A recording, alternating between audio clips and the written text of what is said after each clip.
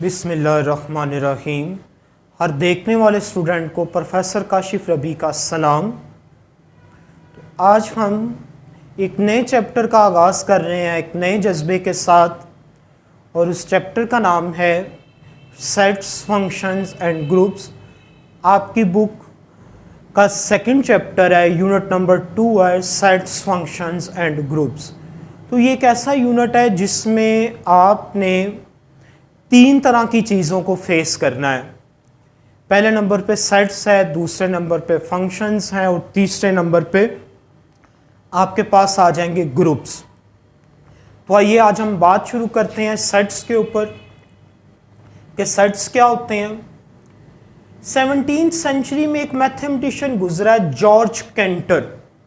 उसने सबसे पहले सेट की डेफिनेशन दी थी, और सेट की इसकी डेफिनेशन के मुताबिक वो ये कहते हैं कि a collection of well defined distinct objects यानी अनइक्वल। डिस्टिंक्ट ऑब्जेक्ट्स अनइक्वल है, मीन टू से कि आप एलिमेंट को रिपीट नहीं कर सकते। एक एलिमेंट को आपने एक दफा लिखना होता है सेट के अंदर, इज कॉल्ड सेट। तो जॉर्ज कैंटर की इस बात के ऊपर बहुत सारे लोगों ने इतराज़ भी किया, लेकिन अभी तक इसके बाद जॉर्ज कैंटर के बाद सेट की कोई नई डेफिनेशन नहीं दी जा सकती। तो अब आप ये देखें, आप एक्सरसाइज 2.1 इसका क्वेश्चन नंबर 1 है।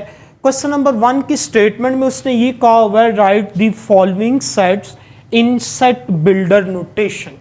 वो ये कह रहा है कि आपने ये जो गिवन सेट्स हैं आपने इनको सेट बिल्डर नोटेशन में लिखना है।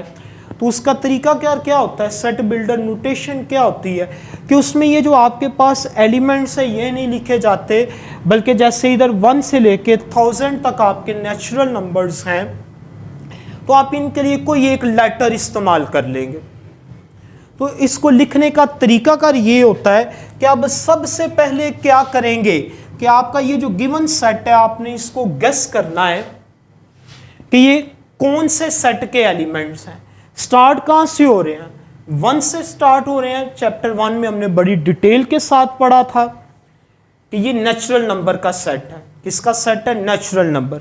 अब ये 1 से लेके 1000 तक हैं, तो ये जितने भी नेचुरल नंबर हैं, आप इन तमाम नेचुरल नंबर को x कह दें। ये जो मैंने बिल्कुल सीधी लाइन लगाई है, इसका मतलब ये है सच डैट। इसे मैथमेटिक्स में इस सिंबल को हम सच डैट रीड करते हैं। यानी x किस फैमिली का मेंबर है, x नेचुरल नंबर की फैमिली का member. x is a natural number, x belong n। इसको हम बिलोंग्स पढ़ते हैं, मेंबर ऑफ भी पढ़ा जाता है। एंड स्टार्ट कहां से हो रहे हैं, 1 से स्टार्ट हो रहे हैं। एंड कहां पे हो रहे हैं, 1000 पे हो रहे हैं। x क्या है, 1 से शुरू हो रहा है और 1000 पे जाके ख़त्म हो रहा है।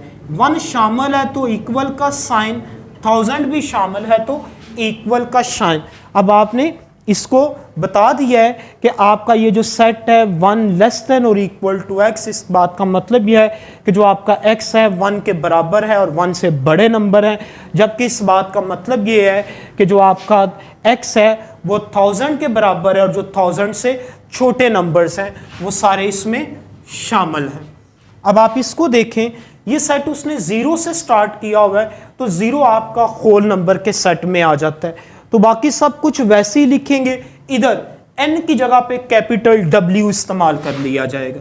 इसकी जब आपने सेट बिल्डर नोटेशन लिखनी है तो वो क्या है, x such that x belong W, and 0 से स्टार्ट हो रहा है और कहां पे जाके खत्म हो रहा है, 1000 पे जाके ये खत्म हो रहा है।